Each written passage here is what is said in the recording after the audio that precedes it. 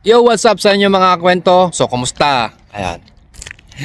So, nag-boom na po yung bulaklak ng sakura ngayon dito sa Japan. Ayan, ang ganda. Hi, medyo tagal-tagal din tayong hindi nagkita. So, nasa isang taon at mahigit. Ay, kay sakura sa, yan. Oy, hi. So, ngayong buwan po ay April. First week ng April. Kasi ang pag-boom o pagputok po ng mga bulaklak ng sakura dito sa Japan ay tuwing April. Yung buwan ng April na yan, first week man o second week, nagbo-boom po yung mga bulaklak ng sakura. So, agad lang tingnan. Maraming mga Pilipino, mga tourist ang nagpupunta talaga sa mga koin o park. Diyan po talaga madalas nakikita yung mga sakura sa mga park. Kalo kagaganda kagaya na yan, oh. Yan. Puro po sakura yan. Yan, gaganda nila, oh. Yan. So, dito po tayo madalas namimingwit. Yan. Maraming mga Hapon, mga Pilipino, mga Vietnamese, mga Brazilian. Yan. So ngayon mga kwento, so sasagot po tayo o dito po sa video na to ay sasabihin ko na po lahat ng ginawa ko simula sa papel hanggang sa makatungtong ang aking paa dito sa bansang Japan at makapagtrabaho. So unang-una mga kwento, step by step po natin kung paano po tayo nakapunta at nakapagtrabaho dito sa Japan para kayo po ay may idea at kung anong gagawin ninyo na dapat para makapag-apply sa mga agency dyan sa Pilipinas. So unang-una mga kwento, tayo po ay maghahanap ng legit agency sa atin dyan sa Pilipinas. So napakarami ng pong mga agency dyan. Nandyan Prudential, nandyan ang IWA, nandyan ang UNO. So may mga agency na yan, may mga legit po yung mga yan. Kung kayo po ay mayroon makikita ng agency, maliban sa mga binanggit ko, so i-check nyo po muna sa POEA license number kung yung agency na ina-apply ninyo ay registrado pa. So, after nyo makakita ng mga legit agency sa Pilipinas, so ngayon, tanongin nyo po muna yung agency kung, kasi ganito po yun sa Japan, mga kwento, meron po tinatawag na ikaw ay kailangan mo nang mag-aral ng Japanese language or Nihongo bago ka totally pa-line up sa iyong trabahong ina-applyan dito sa Japan. So, may mga agency talaga na ganun po na nagpapaaral mo sila ng Nihongo o Japanese language bago nila i-line up sa final Japanese interview. So, doon po ay gagastos po tayo. Kasi sagot nyo po yung pag-aaral nyo ng Japanese language, yung pong gagamitin sa pag-aaral. Ngayon, may mga agency din po sa atin sa Pilipinas na kailangan mo ng ma-select o ma-hire ng mga Japanese employer bago sila totally mag-aaral ng Japanese language. So, nasa inyo na po yan kung ano po ang mas pipiliin nyo. So ako po, ang pinili ko, kailangan ko munang ma-select ng Japanese employer. Kailangan ko munang ma-hire dito sa Japan bago ako totally gumastos o mag-aral ng Japanese language or Nihongo dito sa Japan. Pag nakapag-decide na po kayo ngayon ng ganyang agency, kung anong pipiliin nyo, so kailangan natin i-prepare o ikon yung mga papeles. Ano ba nga yung mga papeles na kailangan ng mga agency? Ang passport, ang PSA, ang NBI, yung certification experience, kung kayo po ay married certificate. So kailangan po yung mga yan, nirecord po ng mga agency yan. Ngayon, pag mga IDs pa pala, kailangan nyo po ng valid ID. So ngayon, pag na-prepare nyo na po yung valid ID, yung mga valid ID, yung mga papel na yan, mga requirements na yan, so pwede na po tayo mag-apply ng agency sa atin sa Pilipinas. Ngayon, doon po sa agency, pagpunta nyo sa mga agency, mga kakwento, kasi sa agency namin gato So, merong silang tinatawag na skill test at exam. So, yung exam, kayang-kaya nyo po yung mga kwento. Kayang-kaya nyo po yung exam. Medyo madali lang po talaga yung exam. Kaya sa skill test, mga kwento, kaya may tinatawag na skill test yung mga agency sa atin sa Pilipinas ay para make sure na kayo ay legit sa inyong mga trabahong ina-apply. Halimbawa, kung kayo pa ay welder, so mag-actual na mag-welding po kayo sa mga agency. So, titignan po ng mga staff, ng mga office staff ng agency kung kayo po ay talagang legit na welder. Yun po kaya po nagkakaroon ng skill test para pag kayo po isinalang sa final interview, hindi po mapapahiya yung agency na kayo po talaga isang legit na welder. Kaya po may tinatawag silang skill test. Ngayon, after nyo may pasa yung exam saka yung skill test agency at natapos kayo ma-evaluate at qualified naman po kayo sa trabahong ina-apply ninyo, uutusan po kayo ng mga agency na mag pre-medical test. Bakit may pre-medical test agad? Hindi pa nang wala pa namang, di ba? Gatin kasi ang mga agency, mga kwento, ang pagkakaalam ko diyan, sinusure po muna nila, make sure nila na kayo po ay tawag dito yung qualified, wala kayong sakit. Yan na lang po sa madaling salita. Wala po kayong sakit na mag-apply sa Japan bago po tayo totally mag-proceed sa lahat ng kakailanganin ng agency. Ngayon, pagka kayo po ay walang nakitang sakit sa inyong pre-medical test, so pwede na po kayo mag-proceed sa another step para sa final interview. So after yung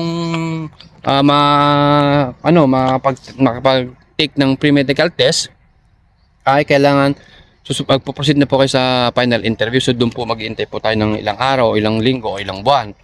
Ngayon doon gagastos po tayo. So kailangan nyo talaga ng pera, ha? O unahin ko pala, pera po talaga ang kailangan sa pag-apply dito sa Japan. Kahit sabihin po nila na maraming libre, ha? Unahin po talaga natin yung pera. Ngayon, after yung tawag dito, yung walang makitang sakit sa inyong so qualified na kayo sa ina-apply yung trabaho, mag-aantay po kayo ngayon ng final Japanese employer interview sa agency. Ngayon, ito po, pag kayo naman po ay na-select na na-hired po kayo sa trabahong ina-apply ninyo sa agency sa atin sa Pilipinas, ngayon mag-aaral po kayo ng Nihongo. Ngayon, pag kayo po ay nag-aaral ng Nihongo, dyan sa Maynila po, mga kwento, dyan po sa Maynila kayo kadalasan dyan po kadalasan ginaganap yung pag-aaral ng Japanese language or ng Nihongo. So, kailangan yung mag-prepare ng pera dyan, mga kakwento, Kasi dyan po kayo titira. Ilang buwan po yan, 3 hanggang 6 na buwan po ang pag-aaral ng Nihongo. Kung dyan po kayo titira sa Maynila, dyan po kadalasan ginaganap yung pag-aaral nga. Dyan kayo titira ng ilang buwan. Isipin yung ilang buwan, tapos yung umagahan, tanghalian, hapunan na pagkain ninyo, yung magiging allowance nyo sa pag-aaral, yung tawag dito, pamasahin nyo sa school, yan, mga kwento, So yung mga kakwento, yung mga kakailanganin sa mga school, mga uniform, yung mga notebook, mga ID, yung mga libro, mga kakwento, yung mga kakwento, kayo po ang magpo-provide na yan. Hindi po ang inyong agency o mga employer. Kayo po mismo ang magbabayad na yan, kayo po magagastos sa mga yan. So medyo may kalakihan po. Ang sinasabi lang po nilang kadalasang libre ay yung pong tuition fee, yung pag-aaral ng Nihongo o Japanese language. So yun po yung kadalasan nilang yung libre kung tinatawag. Habang nagbablog tayo dito, may dumating tayo isang sa mga Pilipino, sila kay Ilocano, taga Isabela kami apo. Taga Ramon. May kahit Japan eh. Wen. May bag dito eh. Talaga Japan, legit ka naman yung kalagong malaki. Legit Tara, Japan. Japan.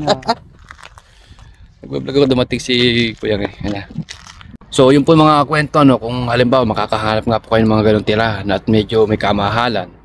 So kailangan po talaga natin mag-prefer ng pera dyan, ha? Ako sinasabi ko na ho sa inyo, ang inanda po talaga ay 100,000 pesos. So bakit nga ba ganun kalaki yung sinasabi kong pera? 100,000, ang laki naman ata na yun, Kasi ganito yung mga kakwento, isipin nyo, simulat sa pool kayo mag-apply. Isipin nyo yung pamasahin nyo ng bus kung kayo mga taga Bisaya, taga Mindanao, pamasahin nyo ng balikan. Kung ang sakay nyo ay airplane o barko, magkano na po yung pamasahan nyo balikan, so ilang beses ko yung babalik, balik-balik sa agency, tapos ang kando mabigat yung titirahan nyo, yung pagkain nyo, yung maging allowance nyo ng ilang buwan sa agency. So doon po kayo titira, so wala na po kayo ibang kukuhan kundi yung ipoprovide nyo yung gastos. So talungin nyo yung sarili nyo kung magkano magiging allowance per day, kasi pagkain nyo, diba? Lalo kung may bisyo pa po kayo, ngayon babalik. Kung tanongin yung sarili nyo kung every week ba kayo uwi, every second week or every month, yan po ang talagang nagpapabigat sa pag-aaral ng Japanese language. So hindi po yung tuition, wala din pong placement fee ang Japan, wala pong placement fee ang Japan, pre-placement fee ang Japan. Yung nga lang ho, pagka tayo po ay nag-aaral ng Japanese language, yung lalo po kung kayo po ay pamilyado, so talagang may stop po yung inyong trabaho kasi kailangan nyo mag-aaral ng 3 hanggang 6 na buwan. Ngayon mga kwento, mga pinagbabawal naman po tayo. Sa mga agency po talaga, number 1 na pinagbabawal ay yung pong mga may tattoo. Yan. Yung mga number 1 po talaga yung mga may tattoo. Yan po talagang pinagbabawal nila. Tapos kung pwede, ang mga tanong ng mga nanonood sa mga videos natin, kadalasan ng tanong, ay kung pwede daw ba yung maliit, medyo maliit, mga 5 flat lang, tapos medyo may katabaan, tapos may colorblind, o medyo malabo yung mata, may almoranas, left-handed. Yan po mga kakwento. Unahin ko po yung medyo maliit. Sabi ko nga po sa previous vlog ko ay mga hanggang 5 flat lang po yung mga kasamahan ko mga lalaki, mga maliliit lang po sila. So hindi po nila parang kat yung nakasabay natin, nakakwento natin kanina, si Lakay ay medyo maliit lang din po yun. Tinanong ko din po yung mga kasamahan niya kung ano pong height ang required ng mga company nila. So parang hindi po ganong strict yung mga company dito sa Japan. Hindi ko nung sabing lahat ng company hindi ganong strict, pero kadalasan, karamihan po hindi po ganong strict sa pagdating sa height yung mga company dito sa Japan. Okay lang na medyo maliit, mga 5 flat, 5'2", mga ganyan po mga kakwento po. So pwede pa rin po tayo mag-apply. Ngayon sa katabaan naman, yung pong ang huli pong naging katrabaho nung nagtimbang siya ay nasa 95 kilos mga kwento. 95 kilos po yung naging timbang niya. Inalaw pa rin po siya ng agency namin.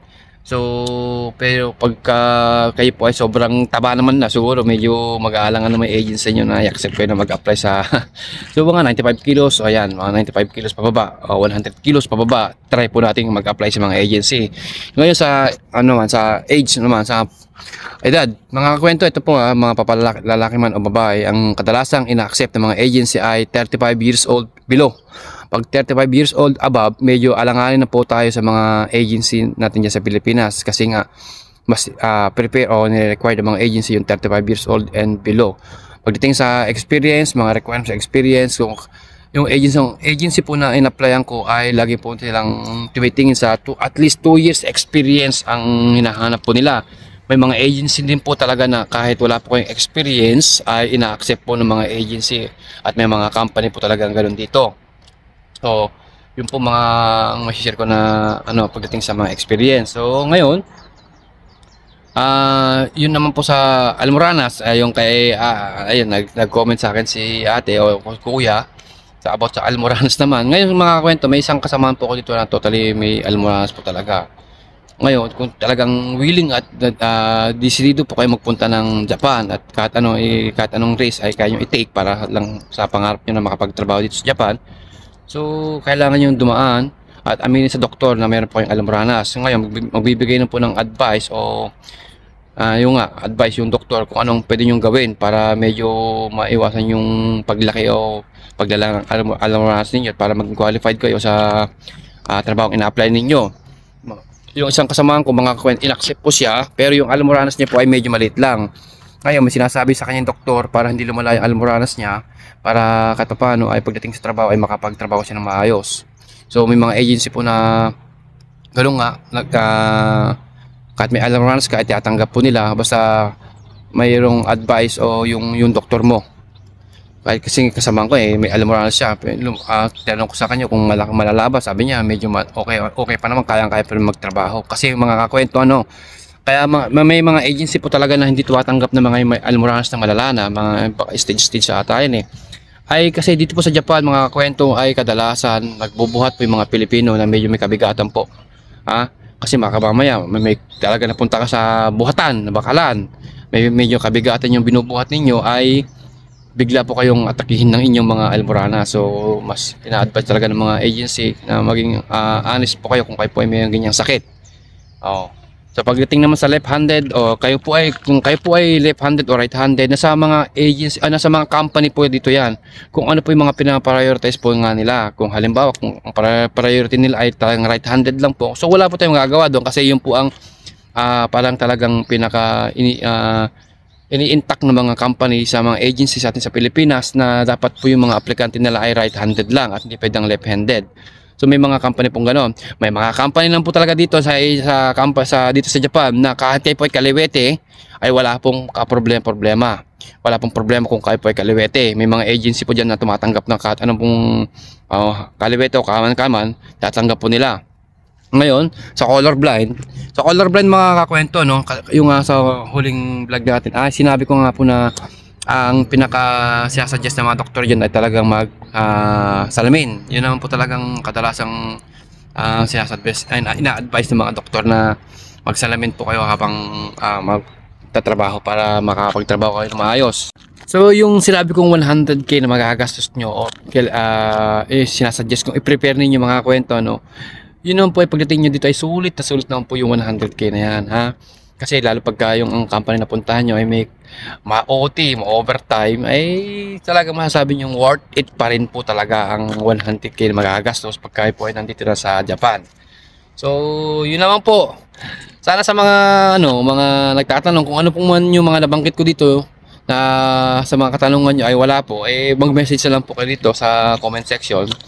Ay ako naman po gusto ko lang magbigay ng mga gatong suggestion, mga idea para sa mga, siyempre kasi nung ako din ang nag-apply dito sa Japan ay marami din akong pagtatalungan. So nagbibigay din po sila ng mga idea sa akin. Kaya ngayon naman na ako ang nandito ngayon sa Japan, sa mga nagtatanong ay binabalik ko lang din po kung ano po yung ibinigay nila sa akin noon nung ako po ay nag-apply pa lang.